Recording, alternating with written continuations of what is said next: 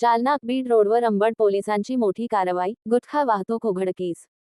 Ambad police station हद्दीत पोलिसांनी मोठी कारवाई करत 73,08,250 रुपये किंमतीचा प्रतिबंधित गुटखा व कंटेनर जप्त केला.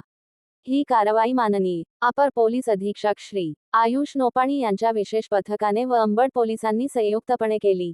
दिनांक 19 डिसेंबर 2025 रोजी जालना बीड रोडवर संशयित वाहन MH18BZ 2350 थांबवून तपासणी केली असता विविध कंपन्यांचा प्रतिबंधित गुटखा आढळून आला. वाहन चालक शिवम जादव देशमुख रा. मध्य प्रदेश यास ताब्यात घेण्यात आले असून अंबड पोलीस ठाण्यात पुढील कायदेशीर कारवाई सुरू आहे.